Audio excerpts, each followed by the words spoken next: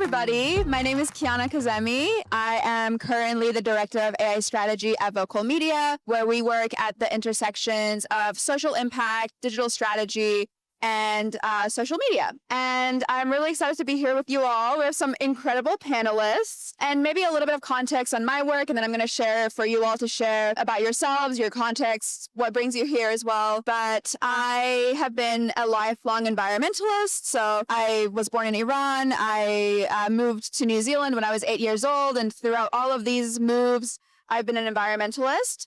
And when I went to Berkeley for college, I was really interested in continuing my environmental activism. I wanted to become an environmental lawyer or go into environmental policy. And I realized that there was this whole other very powerful world in Silicon Valley of people who were learning about technology and developing really powerful technologies that impact all of our lives. And so I decided I wanted to switch pathways and learn about technology so that I could apply it to the things that I'm really passionate about, like climate change. That's a little bit about me. Excited for our conversation, and I'll pass it to you, Kalpana. So I'm really excited to be here. I think this is a really important conversation, especially in the times that we're living in. So to those of you who don't know me, my name is Kalpana Arias, and I'm a gardener, a technologist, and the founder of nowadays Englitch. Englitch is a cyber gardening tool that is in sort of beta launch at the moment. Thank you. And for those of you who don't know, so cyber gardening, I'll probably get into it a little bit more, but essentially we're combining biodiversity data collection and tools like AI to help scale nature-based solutions in urban spaces and really think about the citizen engagement and citizen power that any human can have when it comes to rewilding their cities and using tools like technology and AI to help us get to those spaces where we want to actually build and see greener futures. A lot of conservation in the past has been very one-sided and very much to specific people.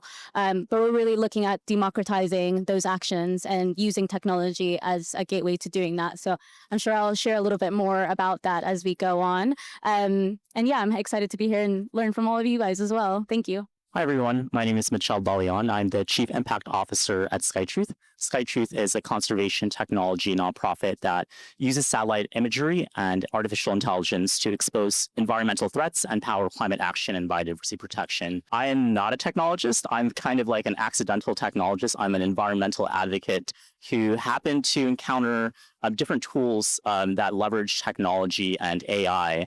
And I thought to myself, how do we actually use these technologies to power climate action and to democratize these technologies for the climate movement? So that's why I joined SkyTruth, is really to bring these different toolkits to the climate movement, especially for advocates, investigative journalists, members of civil society who are trying to hold polluters accountable. So that's the core focus of my work: transparency and accountability. Hello, everyone. My name's Tom. I'm a co-founder at Gyre Energy, and we're a startup based in Oxford, UK. We are on a mission to cut cooling costs and emissions for cooling-intensive industries. And it doesn't sound like the most sexiest of subjects, but cooling makes up of 20% of energy demand and is expected to triple by 2050, mostly on the tailwinds of the AI boom, but more importantly, the movement of food and pharmaceuticals around our globe. So I'm really excited to share with you today about our experiences about using AI in solving some really niche but carbon-intensive industries and how we can leverage these technologies in really unique ways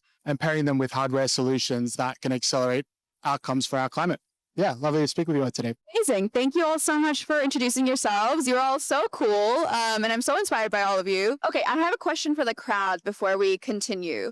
How many of you use kind of a Gen AI tool in your life, maybe once a week? Okay, about half of you. So I'm sure you've probably all heard a ton about the negative environmental and social costs of AI. And obviously these are really concerning.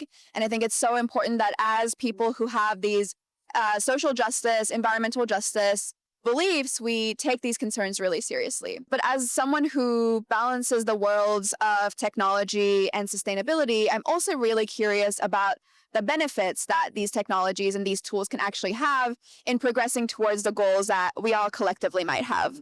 So I'd love to hear a little bit about what you all think about this dilemma. There's all of these concerns with AI's use of water, energy, etc. But on the flip side, are there applications of AI that you're really excited by and think that actually are going to move us towards these goals that we have?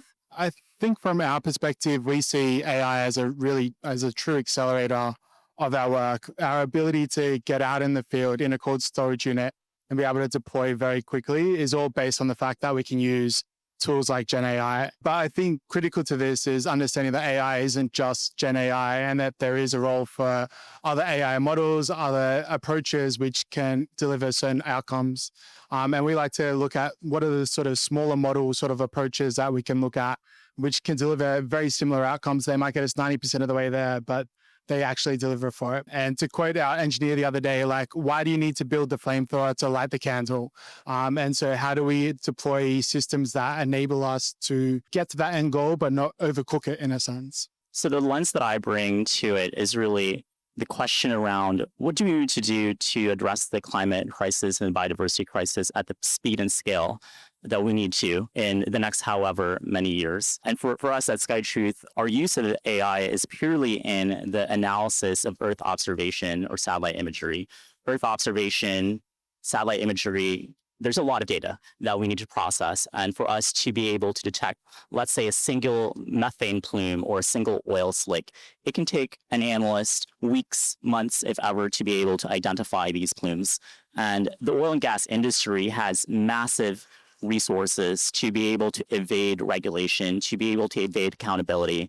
And my lens to it is identifying how do we use this technology to actually hold these polluters accountable and to shape governance in ways that are most critical for climate action and biodiversity protection. So I think there's a lot of opportunities in the context of in the Earth observation space. One example in particular, I think, is methane. There's a lot of emerging methane data from Carbon Mapper, existing methane data from MethaneSat, which unfortunately is no longer operational. But with these different data sources that are emerging and existing, there's definitely lots of opportunities for us to be able to leverage these data points to drive action and really address these methane leaks and drive accountability. This is always what happens when you work with technology. Things sometimes just don't work.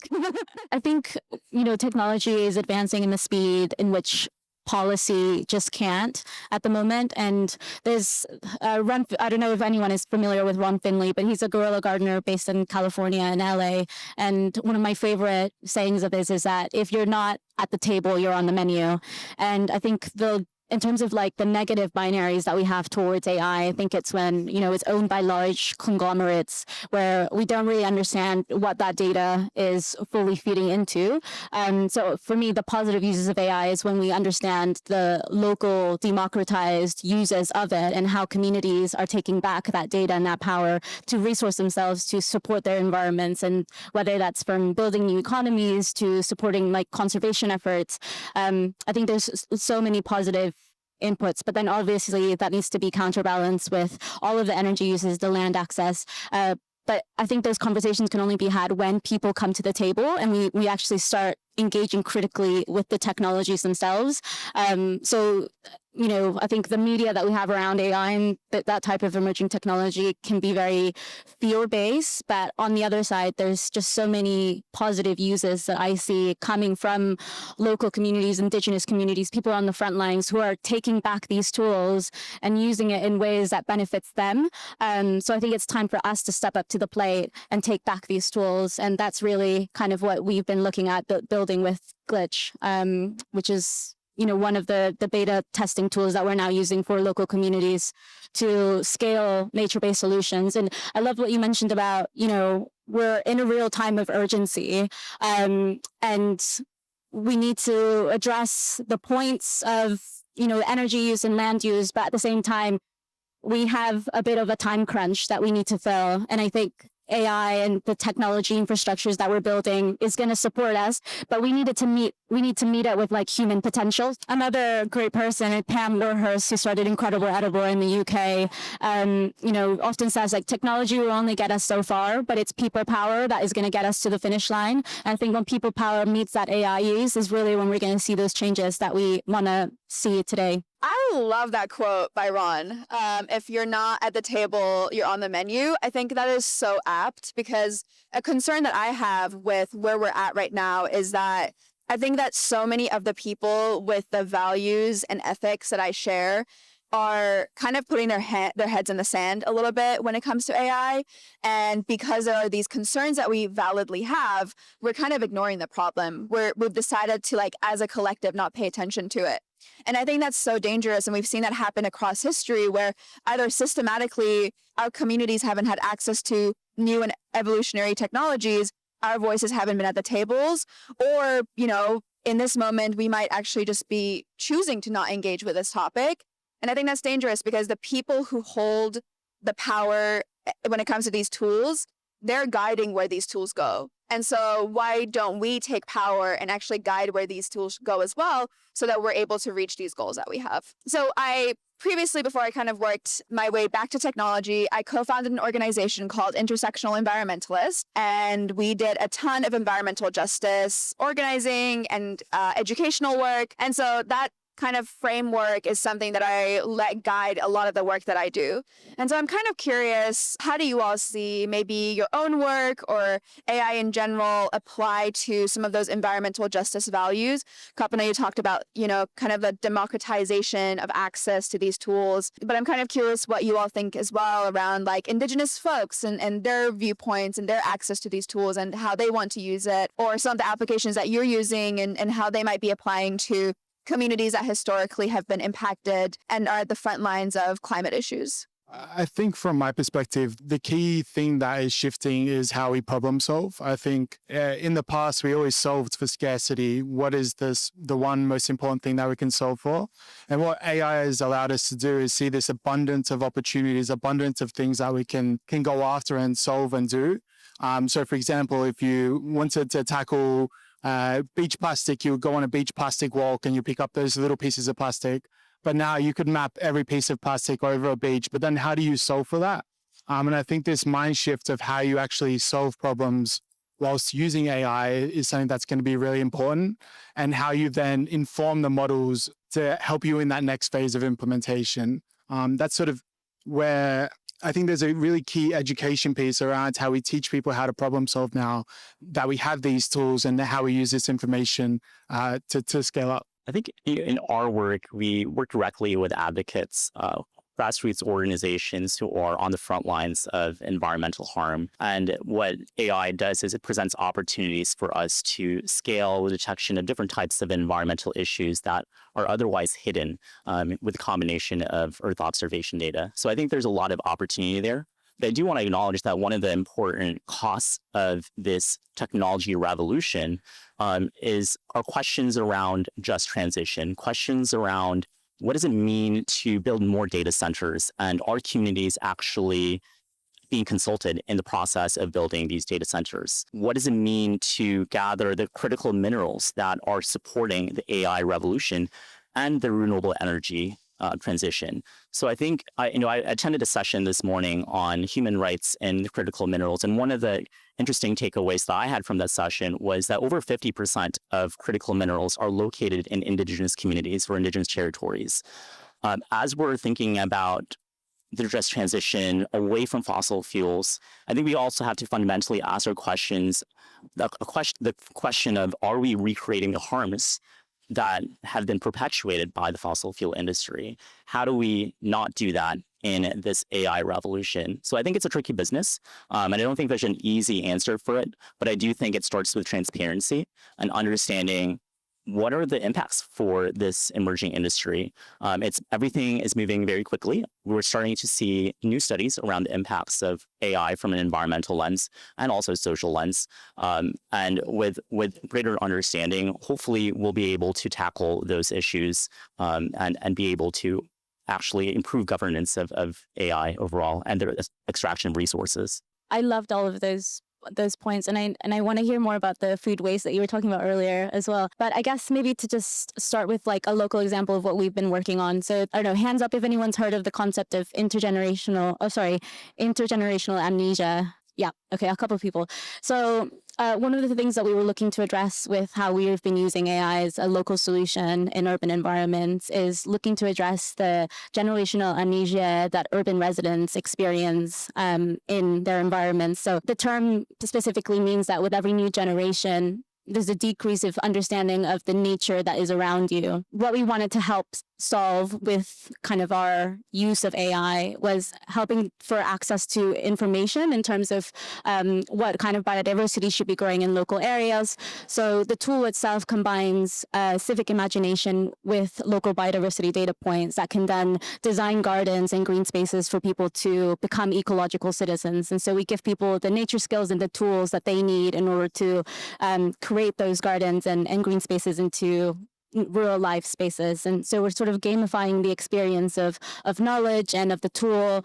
And there's an incredible, I'm forgetting her last name now, but her name is Alex, and she runs, come up to me later if this is interesting, but because I forgot her name entirely, but she says often that design changes behaviors faster than good ideas. And I think in terms of how the West sees AI, it's still in its infancy and its power. But when we consult with indigenous communities or local groups, they have a deeper understanding of different forms of intelligence that can actually help guide our processes and infrastructures.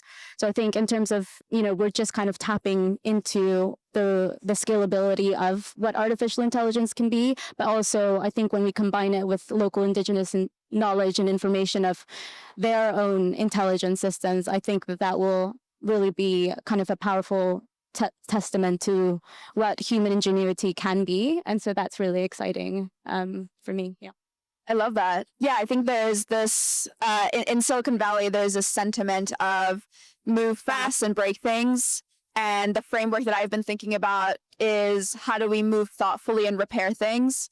And I think this reframing, I think some of you have talked about this, like how do we reframe what's actively happening right now into something that is actually productive and positive? And I think about this a lot when I read science fiction. I'm like a big science fiction nerd. I love reading Ursula Le Guin and Octavia Butler and like some of these scholars who have thought about reimagining the world and like practicing radical imagination in a way that actually allows us to unlock what a potential future could look like. And I think that's such an important act. And it's something that AI can actually be helpful in like actually imagining what it is that we're building towards. Because I think so often when we don't have this vision of what we're building towards, it's very ambiguous. It's very difficult to actually build towards it because we feel like we're just in the daily action of trying to survive. And so aren't actually paving the pathway for this future that we want to exist in. And so I'm kind of curious how you think AI, whether it's Gen AI or AI in like the applications that maybe you're familiar with, could unlock this future that you want to live in. What does that future look like for you? And how can you see some of these emerging technologies actually building towards that future? List of questions that I gave these folks, so you can take a second to think about it. I think the AI applications that I've seen that don't have revenue and impact compete are going to be some of the most amazing ideas that are coming out there. Just this past week, being surrounded by some incredible solvers as part of the MIT program, and they have such niche ideas. They're applying AI and they're scaling impact beyond belief. So, for example, one of them had worked out how to provide individual addresses to people who had previously not been able to have addresses, and they're leveraging AI to be able to do that. That allows them to open a bank account, get insurance, be on the map, basically. And I think there's these really incredible, really niche, narrow applications. For example, in our own work, looking into cooling of like cold storage and how that then translates not into energy reduction, but also saving of reduction in food waste, improvement of livelihoods, all of these unintended benefits that we didn't see when we set out to reduce the costs of operating these environments. So I think the AI applications that will win both prioritize impact and revenue or growth together. You don't see impact as a hindrance, but as an accelerator of your work. And then those that focus on really niche things that can be specific to an application that everyone is trying to struggle with. It's no different to studying business before AI exists. If you find that niche, it's going to happen. Yeah. Yeah, it's a really interesting question. When I think about my vision, AI doesn't necessarily incorporate into that much. I think my theory of change in the environmental space is really leveraging different aspects of society and different sectors to be able to advance climate justice, to advance a just transition. And for me, what it means to be able to leverage AI in that context, or how AI folds into that, is that the benefits from this economy are shared broadly, we're able to address some of the injustices that are being caused in the extraction of resources to support this economy. Coming from the Philippines, coming from the San Joaquin Valley, my home regions have been devastated by environmental harm for decades, hundreds of years. And for me, my vision always comes back to that on a personal level. I'm not talking about an organizational level. So I think when I think about my future in that space is, how do I leverage these emerging technologies to advance policies, grassroots action at the pace and scale that we need to drive equity and justice? I'm going to go into a place where I didn't think I was going to go, but I feel like the conversation has taken me in different places in my head. So I'm also a nature rights campaigner. And so we advocate for different data sovereignty rights across, different species worldwide.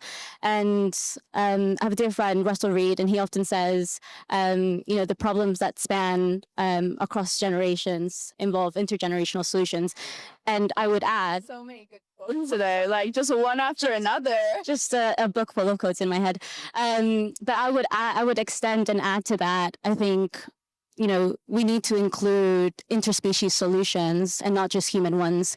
And I think we're at a really critical place within AI where we can actually expand our worldviews when it comes to solutions. And there's a beautiful book around like AI and whale language and how we can, decipher. And should we even go into these worlds? I think it's a critical question that we should be asking. But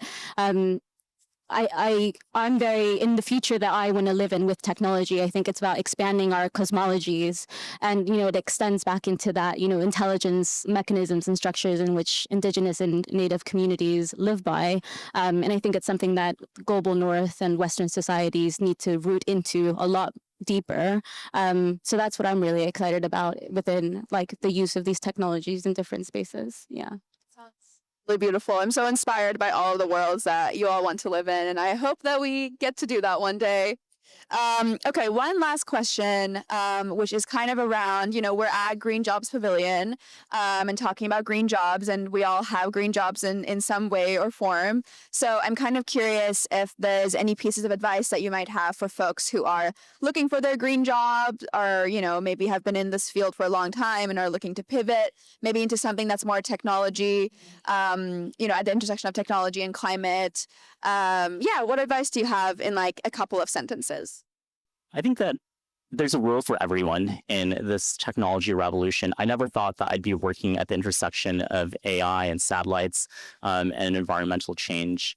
I, in fact, dropped my GIS class and computer science class in college because I thought to myself, I'll never use that. But here I am today talking about AI.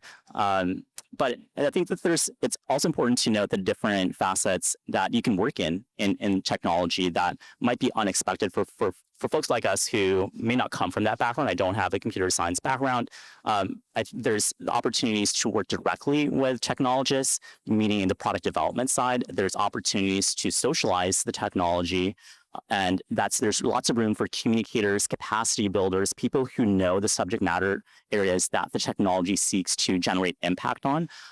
So I think there's a lot of different types of roles. For example, in my team, I'm building the impact team for my organization. And what that means is bringing in different communicators, bringing in different data scientists who can really understand the data that's being generated by technology, bringing in product managers who can facilitate collaboration between tech teams and impact teams. So there's different types of skill sets that sometimes we rule ourselves out of this industry because we don't have that natural background or natural fit. But I think there's a lot of creative approaches to actually participate in it. Yeah, I think from my perspective, Me in particular, I was taught growing up, you have to be a very specialist person, whether you're a doctor, a mechanical engineer, an archaeologist. And I think we're in a world now that you have to be an incredible generalist and being able to leverage your skills and your passion. And I think that's the second element to it, is like how you find that passion and then show people that you have it. And I think going beyond reaching out a LinkedIn message, like build something impactful. It takes like an hour and a half these days to take an idea and put it onto paper or put it onto a screen or to build it physically. And I think being that incredible generalist and then showing your passion through action rather than words is a really great way of starting out and building your sort of reputation within a community that you want to lead in.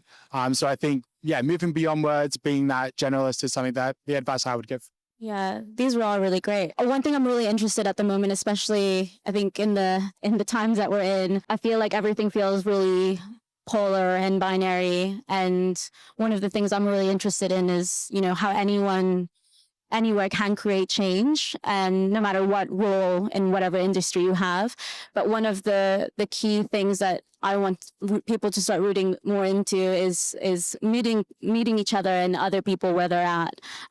So I think taking the access to your networks, your tools, and then seeing how you can actually communicate that to the wider public. Any job can be a green job, but like how do you connect that to people's like everyday lives is really important. So I think just thinking about that a little bit more, and then how you can actually apply that, not just in conversations, but also like in, people's everyday habits and how they live their worlds, and, expanding that job into like the fourth space, which is just like habitual living and how we connect with one another. Yeah. Anyone have any questions they want to ask? Yeah, go ahead. First of all, thank you so much for such a great discussion. So my question is for you, Kalpana. You talked about embedding local intelligence and the local indigenous or community intelligence to build the solutions.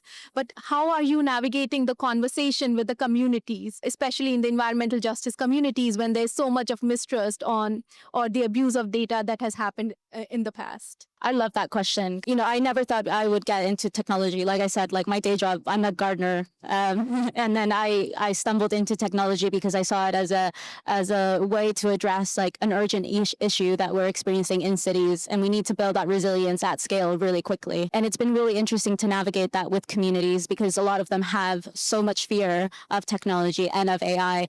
And I think back to, the last point that I said of meeting people where they're at, I think addressing that really human fear is really essential first. Every community will have its own context of like, their thoughts and feelings towards intelligence and data gathering.